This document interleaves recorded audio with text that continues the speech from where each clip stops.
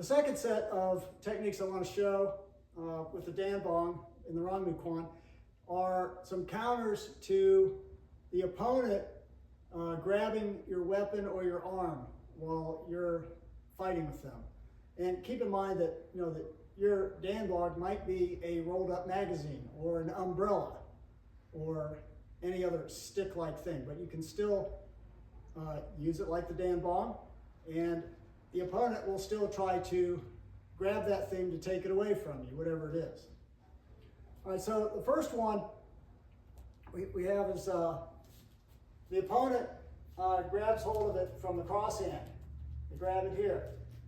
All right, so when they grab that, of course, the next thing they do is try and pull it in and hit you with the other hand.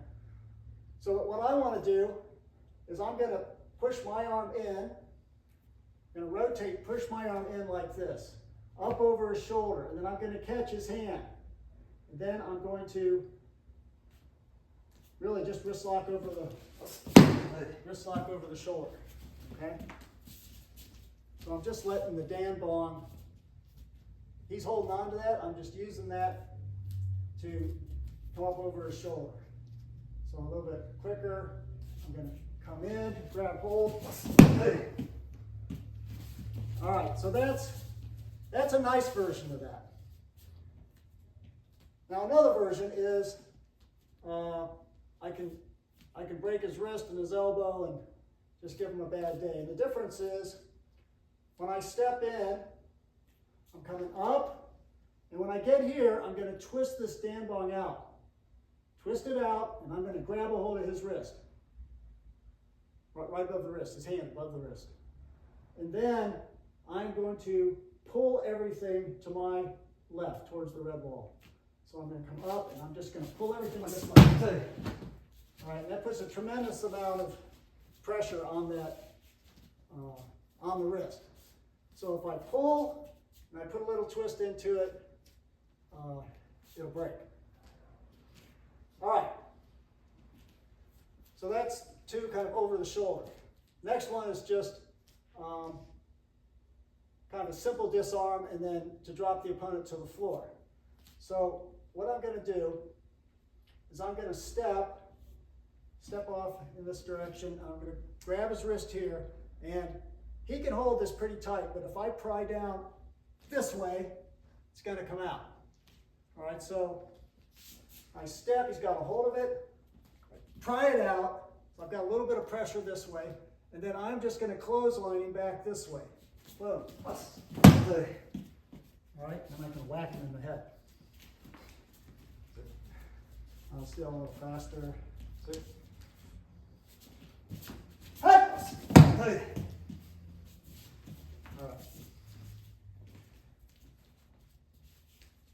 All right, now for an arm bar, so he's got a hold here. I start the same way. I'm going to step, and I'm going to grab his hand, break free, and then I'm going to press onto his upper arm, and I'm going to go underneath. And I'm going to come around behind, and then press the arm bar. So, very similar technique that one of the basic techniques we use.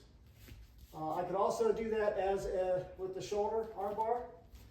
So step, break, come under, around, and okay.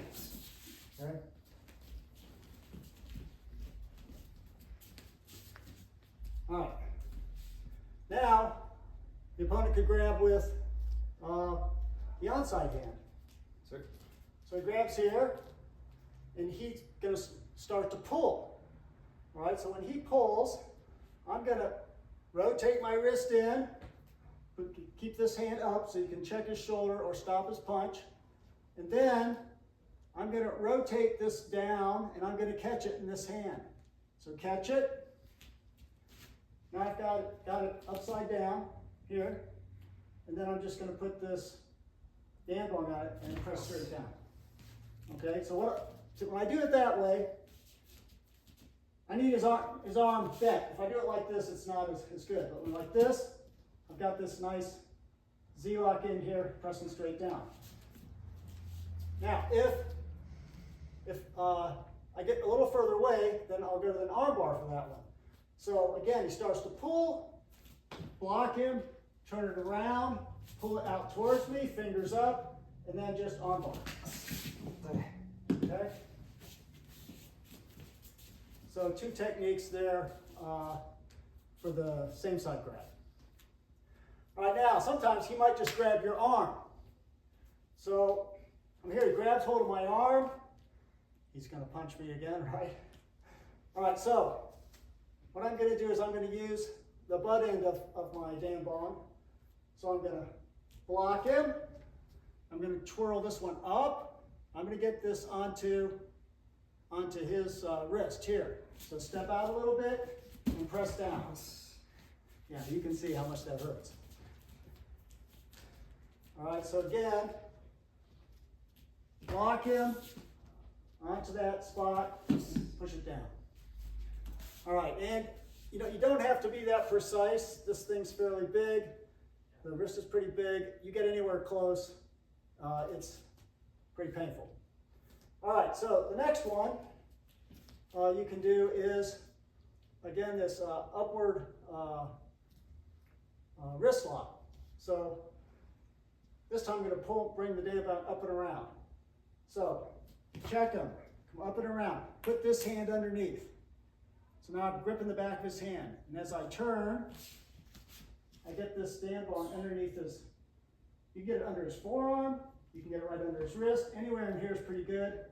And then you're just going to push in and press up. And it's fairly dreadful. Sir. All right.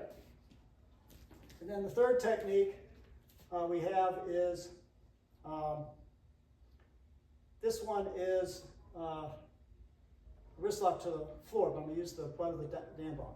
So this one, bend down, pull the hand up, grab behind the wrist, slide this down behind the knuckles, step forward, down the floor, and grab his knuckles.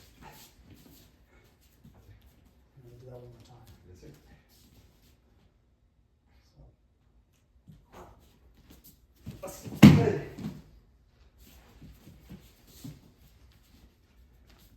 All right, so those are some counters, drills that we have for when the opponent grabs your Danbong or magazine or umbrella, whatever you have, or they grab your arm, and then you can still counter that and put them on the ground.